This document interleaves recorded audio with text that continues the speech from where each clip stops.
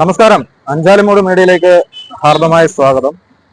നമ്മൾ ഇന്ന് ഈ വീഡിയോയിൽ ചർച്ച ചെയ്യാൻ പോകുന്നത് അഞ്ചാലുമൂട്ടിൽ നമുക്ക് ഒരുപാട് നൊസ്റ്റാൾജിക് സ്പോട്ടുകളുണ്ട്. ആ നൊസ്റ്റാൾജിക് സ്പോട്ടുകളിൽ പ്രധാനപ്പെട്ട ഒന്നാണ് അഞ്ചാലുമൂട്ടിലെ സിനിമാ തിയേറ്ററുകൾ. ഒരു കാലഘട്ടത്തിൽ അഞ്ചാലുമൂട്ടില് ഒട്ടനവധി സിനിമാ തിയേറ്ററുകൾ ഉണ്ടായിരുന്നു. ആ സിനിമാ തിയേറ്ററുകൾ ഇന്ന് ഒന്നുപോലും കാണാനില്ല. എന്തായിരിക്കും ആ സിനിമാ തിയേറ്ററുകൾക്ക് സംഭവിച്ചിട്ടുണ്ടാവുക? അഞ്ചാലുമൂട് മീഡിയയുടെ ഈ വീഡിയോയിലേക്ക് എല്ലാവർക്കും ഹാർദമായ സ്വാഗതം. അഞ്ചാലുമൂട്ടിൽ ബാൽക്കണിയോട് കൂടിയിട്ടുണ്ടായിരുന്ന ഒരു തിയേറ്റർ പണ്ട് കാലത്തുണ്ടായിരുന്നു. അതിന്റെ ഒരു ശേഷിപ്പാണ് ഇപ്പോൾ ഈ കാണുന്നത്. ഒരുപാട് പേരുടെ നൊസ്റ്റാൾജിക് ഓർമ്മകൾ വളരെ നിറം പകർന്നു നിൽക്കുന്ന ചുറ്റുവട്ടമാണ് ഇവിടെ. എത്രയെത്ര സിനിമകൾ, എന്തൊക്കെയോ നിയമ കുരുക്കുകളിൽപ്പെട്ടാണ് ഈ സിനിമാ തിയേറ്റർ ഇങ്ങനെ കിടക്കുന്നതെന്നാണ് കേട്ടിട്ടുള്ളത്. എങ്കിലും നമുക്ക് ഇന്ന് അറിയേണ്ടത് ഇങ്ങനെയുള്ള ഒരു കാലഘട്ടം നമ്മുടെ അഞ്ചാലുമൂടിന് ഉണ്ടായിരുന്നു എന്നുള്ളതാണ്. അഞ്ചാലുമൂട്ടിൽ പെരുമൺ അഷ്ടമുടി ഭാഗത്തേക്കുള്ള ബസ് സ്റ്റോപ്പിന് സമീപത്തായിട്ടാണ് ഷഫീർ തിയേറ്റർ സ്ഥിതി ചെയ്യുന്നത്. ആ പഴയ കാലഘട്ടത്തിൽ നാട്ടിൻ പുറത്തൊരു തിയേറ്റർ, അതും ബാൽക്കണിയിൽ, അതൊരു അത്ഭുതമായിരുന്നു. ഇന്ന് ഈ തിയേറ്ററിന്റെ അവസ്ഥ വളരെ പരിതാപകരമാണ്. ഇതിന്റെ നിയമ നൂലാമാലകളോ കാര്യങ്ങളോ എന്താണെന്നറിയില്ല. അറിയാവുന്നവർ ഒന്ന് കമന്റ് ചെയ്യുക. അതുപോലെ ഈ തിയേറ്ററിൽ വന്ന് സിനിമ കണ്ടിട്ടുള്ളവരും ഒന്ന് കമന്റ് ചെയ്യുക. ഇതൊക്കെ നിറം മങ്ങാത്ത ഓർമ്മകളാണ്.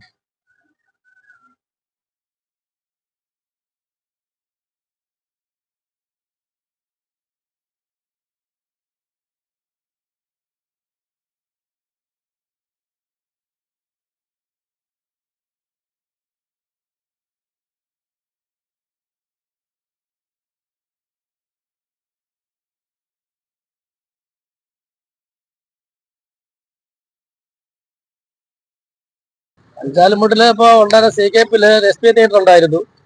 അഞ്ചാലുമൂട് ദേവകി നിൽക്കുന്നിടത്ത് ചന്ദ്ര തിയേറ്റർ ഉണ്ടായിരുന്നു. ഇവിടെ അഞ്ചാലുമൂട് സൗന്ദര്യയുടെ ബാക്കില് ഷഫീർ തിയേറ്റർ ഉണ്ടായിരുന്നു.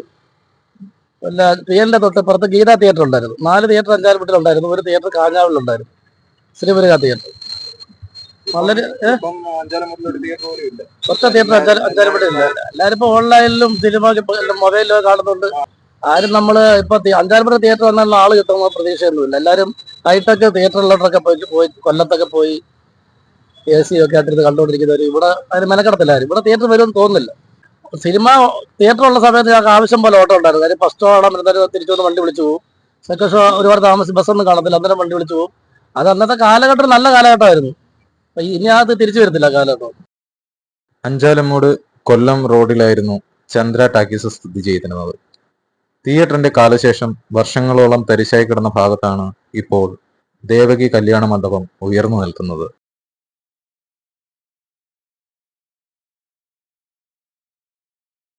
ജയന്റെ സിനിമയും വടക്കം ജയന്റെയും പിന്നെ അങ്ങാടി ഇതൊക്കെ ഭയങ്കര പേര്, നസീറിന്റെ പടങ്ങള്, യശിപ്പാറു, ഇതൊക്കെ ഭയങ്കര വിജയങ്ങളായ പടങ്ങളാണ്. ഇവിടെ 4 ഷോ 5 ഷോ ഒക്കെ വെക്കുമായിരുന്നു. 10 മണിക്ക് അന്ന് 40 പൈസ ടിക്കറ്റ്, 40 പൈസ 60 പൈസ. ബെഞ്ചിനകത്തുള്ള പരിപാടിയാ. ബെഞ്ചിനകത്ത് മുകളിൽ തറയിലൊക്കെ ഇരിക്കും ആൾക്കാര്. ഭയങ്കര തിരക്കും മറ്റുള്ള കാര്യങ്ങളൊക്കെ ആയിരുന്നു. പേരെടുത്തൊരു തിയേറ്റർ ആയിരുന്നു. ഏറ്റവും കൂടുതൽ ആള് കയറുന്ന തിയേറ്റർ, 4 തിയേറ്ററിൽ കൂടുതൽ ആളിനകത്ത് കയറുമായിരുന്നു. ഭയങ്കര തിയേറ്റർ. പണ്ട് ഏറ്റവും കൂടുതൽ ലോ ക്ലാസ്, അത് നടന്നിട്ട് ഫസ്റ്റ് ക്ലാസ് ഒക്കെ കൊടുക്കത്തുള്ളൂ. 2 കാണാൻ കാണത്തുള്ളൂ. ഏറ്റവും ബാക്കിൽ ഇച്ചിരി കൂടിയ ചാർജ്. ബാക്കി തിയേറ്ററിന്റെ ഫ്രണ്ട് മുതൽ 3/4 ഭാഗം ലോക്കൽ ക്ലാസ്. തങ്കംപിള്ള സാറ് മരിച്ചുപോയി. തങ്കംപിള്ള സാറായിരുന്നു. പിന്നെ ഷംസ് എന്ന് പറയുന്ന ആളുടെ പബ്ലിസിറ്റി ആയിട്ട് ഫ്രണ്ടിൽ വരുമ്പോ കുണ്ടും ചായം കിട്ടും. വലിയ കുണ്ട് 5 പൈസ 5 പൈസ ചായ. കടലെ ഉണ്ണിയപ്പം ഇതൊക്കെ ഉണ്ടായിരുന്നു. ഉണ്ണിയപ്പം ഉണ്ടായിരുന്നു. ഭയങ്കര ടേസ്റ്റ് ആയിരുന്നു. ഭയങ്കര ചെലവായിരുന്നു ഈ സമയത്ത്. ആ കാലത്തെ സാധനങ്ങൾ മായമില്ലാത്ത സാധനങ്ങൾ. 2 മണിക്ക് ടിക്കറ്റ് കൊടുക്കും, 1:45 ക്യൂ, 2:30 ഓടാൻ തുടങ്ങും. ഭയങ്കര തിരക്കായിരുന്നു. അഞ്ചാലുമൂട്ടിൽ പോലീസ് സ്റ്റേഷന് സമീപത്തായി സ്ഥിതി ചെയ്തിരുന്ന തിയേറ്ററായിരുന്നു ചിലങ്ക. ചിലങ്ക തിയേറ്ററിന് മുമ്പ് അത് ഗീത ടാക്കീസ് ആയിരുന്നു.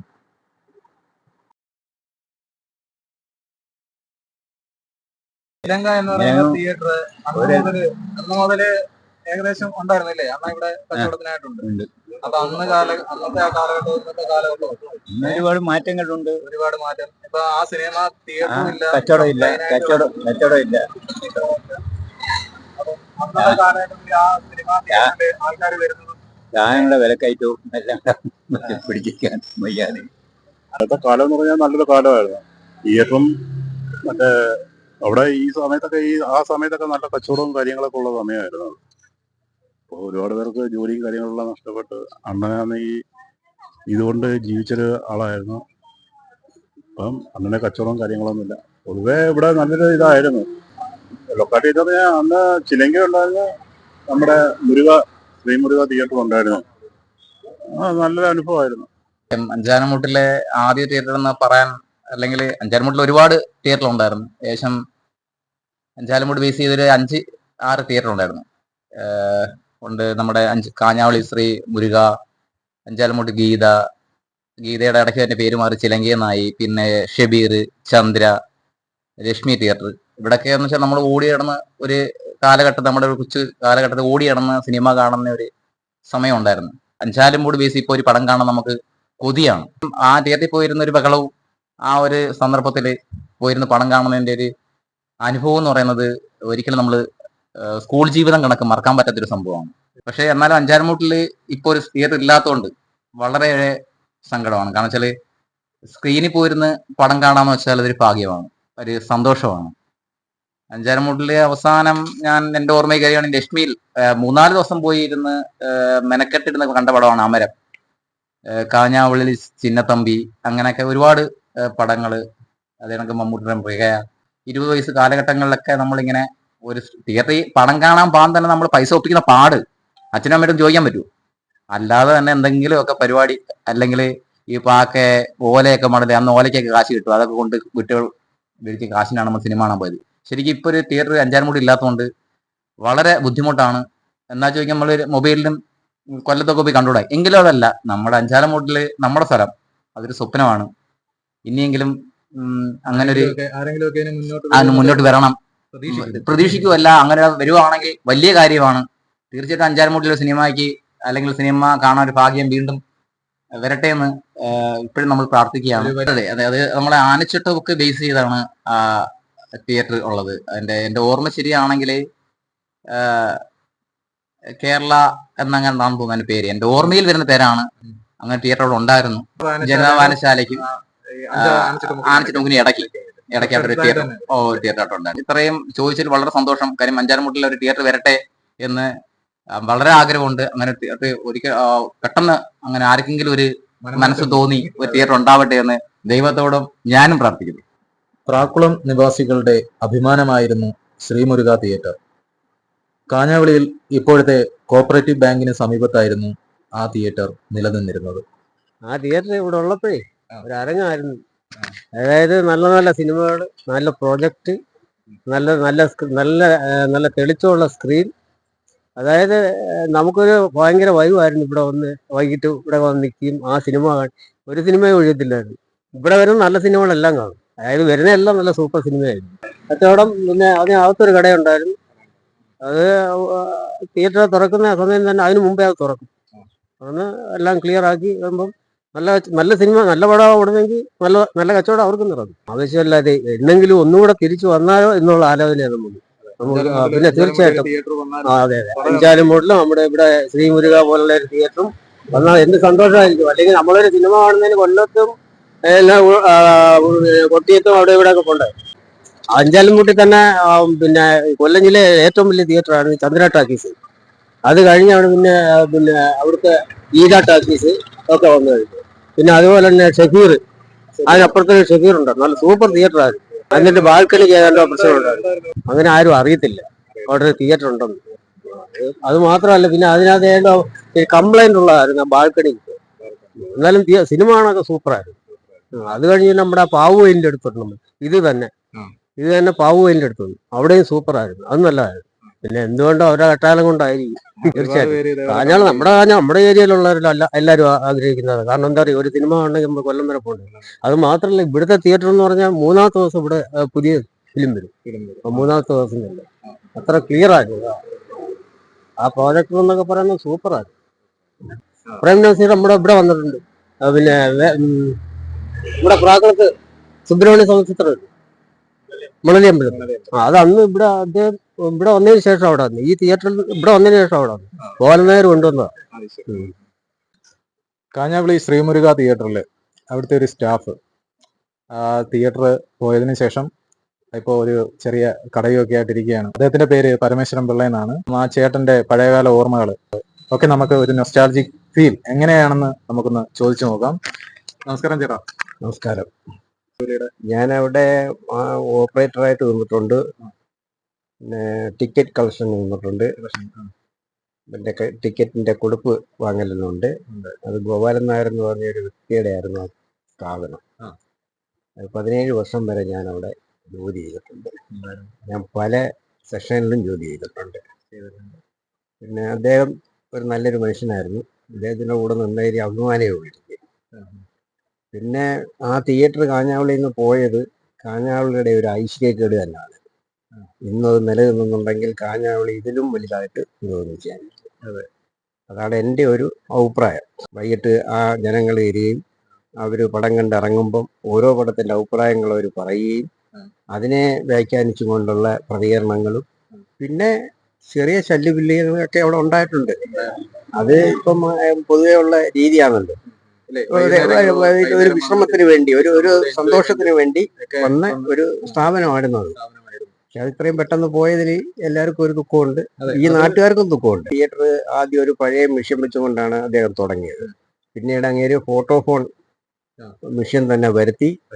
കൊല്ലം കഴിഞ്ഞാൽ ഏറ്റവും പടം കാണാൻ സുഖകരമായിട്ടുള്ള ഒരു തിയേറ്റർ ആയിരുന്നു ഇത്. വെങ്കേക്കര സൈഡിൽ നിന്ന് വരെയാണ് ആളുകൾ പടത്തിന്റെ നൽപ്പനുസരിച്ച് വന്നുകൊണ്ടിരുന്നത്. നല്ല കളക്ഷനുള്ള ഒരു തിയേറ്ററായിരുന്നു. പിന്നെ ടിക്കറ്റ് കളക്ഷൻ നിന്നിട്ടുണ്ട്.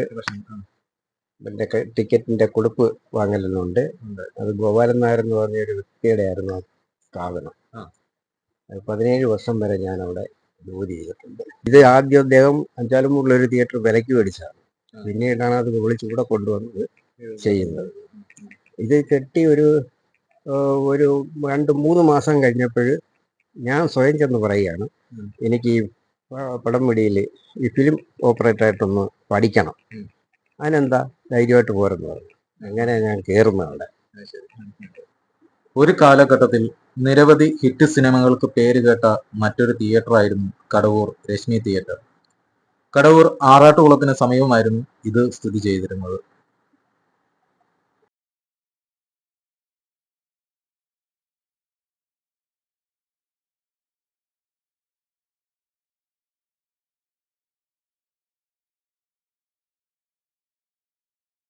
ഭയങ്കര ആളായിരുന്നു. ഒരു ഷോയ്ക്ക് വന്ന അടുത്ത ഷോ കണ്ടിട്ടേ പോകത്തുള്ളായിരുന്നു ആളുകൾ.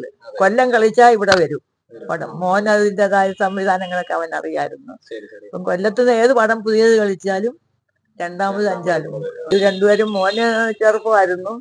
അപ്പൊ ഇവിടെ സാമിലൊക്കെ ഉണ്ടായിരുന്നു. അപ്പൊ അതിന്റെ ഒക്കെ പൈസ അവന് ബോട്ടും ഒക്കെ ഉണ്ടായിരുന്നു. അപ്പൊ വയസ്സാവുമ്പോ അച്ഛനും മോനും കൂടെ വീട്ടിലിരിക്കാം, തിയേറ്റർ നടത്താമെന്നുള്ള പരിപാടിയിലാ തിയേറ്റർ തുടങ്ങിയത്. അതായിരുന്നു ഉദ്ദേശം. അന്ന് കണ്ടത് അന്നൊക്കെ ഉള്ള ആളുകൾ കുറച്ചും വർഷങ്ങാനുമാണ്. ഒരുപാട് ആൾക്കാരല്ലേ. പക്ഷെ മാറ്റിനിക്ക് വന്നാൽ പക്ഷെ കണ്ടിട്ടേ പോകത്തുള്ളൂ. ഇവിടെ ഇരിക്കുകയായിരിക്കും ആളുകള്. ചന്ദ്ര തിയേറ്റർ എന്ന് പറയുന്നത് തന്നെ എത്രയോ കാലത്തെ പഴക്കം ഉണ്ടായിരുന്നു. അത് ഞങ്ങളെടുത്ത് നടത്തിയിട്ടുണ്ട്. ഷഫീർ എന്നും പറഞ്ഞുണ്ടായിരുന്നു, അത് പോയി. അങ്ങ് പാവുവേലിന്റെ കരയ്ക്കുണ്ടായിരുന്നു, അത് പോയി. ഗീതാ ചാക്കീസ് എന്നുണ്ടായിരുന്നു, അതും പോയി. എല്ലാം പോയി. അതും പോയി. പക്ഷെ എങ്കിലും നമ്മുടെ അഞ്ചാലമൂട്ടിലുള്ള സിനിമാ പ്രേമികൾക്ക് ഇതെല്ലാം ഒരു നഷ്ടപ്പെടുന്നുണ്ട്. അതാണ്. പിന്നെ എല്ലാം എന്തെങ്കിലും വേണമെങ്കിൽ ഇതൊരു TV ഒക്കെ വന്നുള്ള വീട്ടിലെ സീരിയല് ഇങ്ങനെയൊക്കെ ആയപ്പോഴത്തേക്ക് തിയേറ്റർ എല്ലാം പോയി. ഇത്ര ആളൊന്നും ഇല്ല. മോഹൻലാലിന്റെ പടം അങ്ങനെയൊക്കെ ഉള്ളതെല്ലാം ആളുള്ളൂ. പോയി നിൽക്കുന്നതിന് ടിക്കറ്റ് എടുക്കല്ലോ ഒന്നും ഇല്ല. ഓൺലൈൻ ആയതുകൊണ്ട് നല്ലതായി. അതായത് ഞങ്ങളുടെ പിന്നെ തിയേറ്റർ എന്ന് വെച്ചാൽ സീറ്റുകളും എല്ലാം നല്ല അടിപൊളിയായിരുന്നു. അതുകൊണ്ട് ആൾക്കാർ കൊല്ലം പോലുള്ള ഒരു സീറ്റ് എല്ലായിരുന്നു. അധികമായിട്ട് ഇപ്പം സീറ്റിംഗ് കപ്പാസിറ്റിയേക്കാൾ കൂടുതലാണെങ്കിൽ പോലും നമ്മൾ എക്സ്ട്രാ ആയിട്ട് ബെഞ്ച് ഹൈറ്റ് കൊടുക്കുമായിരുന്നു. കൊടുത്തിട്ട് രണ്ട് സൈഡിലും ഒക്കെ വരുന്നവരെ മാക്സിമം ഉൾപ്പെടുത്തുമായിരുന്നു. എല്ലാവർക്കും കാണാനുള്ള കൊടുക്കുമായിരുന്നു. പിന്നെ വരുന്നവരാ ഫസ്റ്റ് ഷോ കണ്ടിട്ട് പോകുന്നത്. ഈ അമ്പലത്തിലെ ഉത്സവത്തിന് 4-5 ഷോ നടത്തിയിട്ടുണ്ട്. ആളുകൾ വരും. പിന്നെ ശിവരാത്രി ഇങ്ങനെയൊക്കെ ഉള്ളപ്പോ അപ്പോഴൊക്കെ 4 ഷോ എങ്ങനെങ്കിലും പോവും. 12 മണിയുടെ ഷോ കഴിയുമ്പോൾ പിന്നെ ഒന്നുകൂടെ തുടങ്ങും. അഞ്ചാലുമൂട്ടിൽ ഒരു കാലഘട്ടത്തിൽ വളരെ പ്രൗഢിയോട് നിന്നിരുന്ന ഒരുപാട് തിയേറ്ററുകളുടെ കഥകൾ അന്വേഷിച്ചാണ് നമ്മൾ ഈ യാത്ര തുടർന്നത്. ഇപ്പോൾ വന്നു നിൽക്കുന്നത് CKP ലക്ഷ്മി തിയേറ്ററിന്റെ മുന്നിലാണ്. ഈ തിയേറ്ററുകളെ പറ്റിയുള്ള നിങ്ങളുടെ ഓർമ്മകൾ എല്ലാം കമന്റായി രേഖപ്പെടുത്തൂ. മറ്റൊരു കാര്യം, അഞ്ചാലുമൂട്ടിനെ സംബന്ധിച്ചിടത്തോളം ഒരു തിയേറ്റർ ഇല്ല. അഞ്ചാലുമൂട്ടിൽ ഒരു തിയേറ്ററിന്റെ ആവശ്യമുണ്ടോ? അല്ലെങ്കിൽ തിയേറ്റർ വന്നു കഴിഞ്ഞാൽ എങ്ങനെ ആയിരിക്കും? അത് വിജയപ്രദമാകുമോ? ഈ കമന്റുകളും നിങ്ങൾക്കതിൽ രേഖപ്പെടുത്താൻ. മറ്റൊരു വീഡിയോയുമായി നമുക്കിനി വീണ്ടും കാണാം. Thank you for watching. Thank you so much.